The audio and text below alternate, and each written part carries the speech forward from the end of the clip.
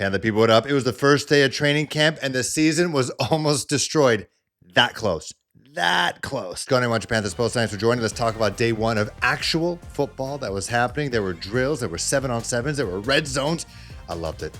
I was all about it. I could eat it up. It's too bad our fans weren't allowed to watch. Of course, there's legal reasons. They're building that new training ground at Bank of America Stadium, but you still had your Sheena Quicks, you had your Keith Blitzings and Vashti, you had your Joe Persons, you had your Mike Kays, and of course, you had the Panthers social as well. Capturing all the special moments, you had Chuba Hubbard catching flare passes, doing nice spinorama moves against cones. You had Tetra McMillan, maybe the highlight of practice. Just practice, when he was doing the ladder drill and then kind of maneuvered around one of the personnel and then just instinctively caught a ball with, I think, his left hand, just whack, like that. I don't even know if he saw the ball, but he caught it as if it was thrown to him on purpose like that. And Vashti caught that first. Panthers, they got that later. Arguably, no, it's not even an argument, at a way worse angle. The angle that Vashti caught, either Vashti or Sheena, I don't know who caught it, but it made my skin get goosebumps. The reaction time, the hands, the stick-em ability of those gloves, whatever they were, that was a sight to behold, no doubt. Like that was. And normally I'm not a fan of one-handed catches. I think if you can catch it with one, you can catch it with two, and you won't fumble it. So, but that one-handed catch, it was so simple, but it was just so quick and so sudden and so subtle at the same time on how Tetra McMillan caught it. It blew me away.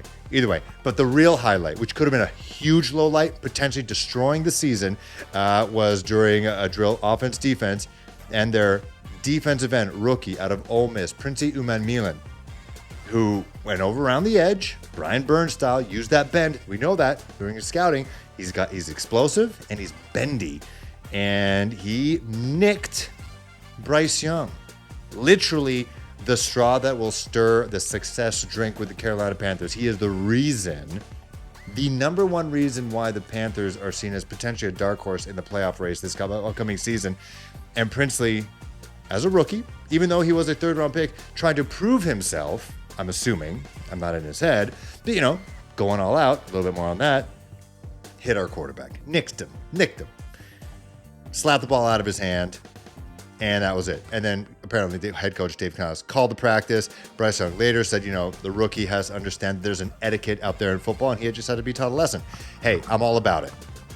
I'm not about Bryce Young getting hurt because we know football's freaky.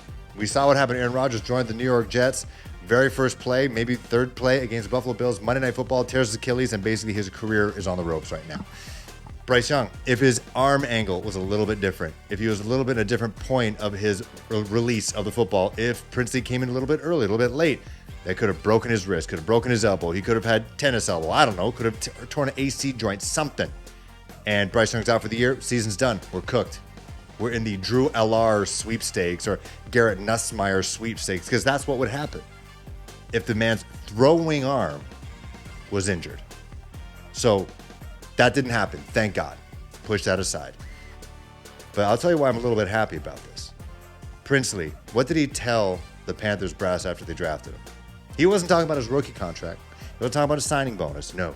He was talking about that second contract, how he's going to break their wallets with the second contract. So that, on top of being a third-round pick instead of a first-round pick, which he was graded to be, remember they got Tet, they got Nick Scorton, and then they got Princely, which was an insane surprise when they did that. But that confidence, being a third-round pick, telling the GM, telling the owner who's in the building, in the room, saying that I'm going to break your wallets next contract talks. Then comes in first practice as a pro, and you lay a hand on our quarterback, and either he fumbled the ball or whatever, he nicked him. Whatever that means. The confidence that he had to do that. And I don't know if there was a scuffle after. I didn't read anything about a scuffle. But either he had confidence that he knew he wasn't going to hurt him, just graze him a little bit, show him that, hey, we're on the same team, but I'm coming after you. I'm going full tilt, all gas, no brakes each time. I love that.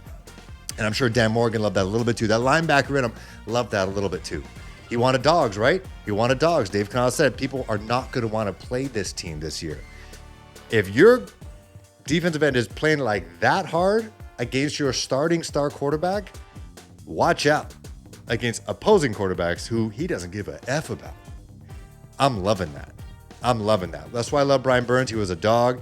This guy might be even more of a dog because he's doing it against his own quarterback. Last time I saw Brian Burns, Bryce Young, they were doing handshakes and all that stuff. I'm sure Princely and Bryce are going to be friends. They're going to be fine. It was all good. No harm done, literally, thank God. But you got a guy out there who is out to chop off your head in practice, day one, no pads. And he believes in himself that much that he tells the owner of the team, I'm going to break your damn wallets in that second contract talk. I love it. I absolutely love it. And I love it because Bryce Young is still healthy. Thank goodness. If he was out for the season, I want Princely out. But he's not. And so he's on our team. And he could potentially be one of those guys who you hate to play against him, but you love that he's on your team.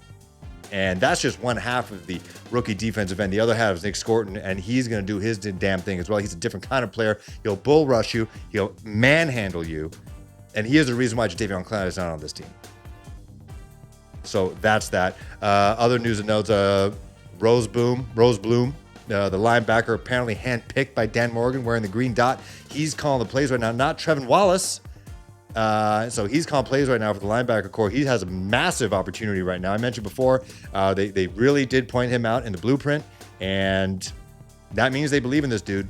And I said before, we need a crazy white, long-haired linebacker. He could be our Clay Matthews. Get him. You got Trevin Wallace and whoever else is out there, whether it's an undrafted free agent. I know they picked up a guy at University of or North Carolina State. I don't know his name. Let him help me learn your name during preseason. But it's basically an open practice for a linebacker spot with the Carolina Panthers. I truly believe someone hit me up in the DMs about what I think about the linebacker position. I think there's going to be eventually a good player out there in one of the 32 teams that's going to be a surprise cut, making room for a young buck. And the Panthers, I hope, pick someone up. And hopefully they act a little bit quicker. And they did with Justin Blackmon, who they just kind of waited on. And now he's with the New Orleans Saints after Tyrann Mathieu retired. So if there is a surprise linebacker cut out of one of the 32 teams, and it's a good linebacker, good enough, I hope they make the move. It's also unfortunate Shaq Thompson with the Buffalo Bills. Either way, let me know below what was your highlight of practice that you saw from some of the beat reporters. How do you feel about Umadi Milan laying a hand on Bryce Young, and also the linebacker situation? Are you concerned, or are you like pissing your pants concerned? Let me know. See you guys soon.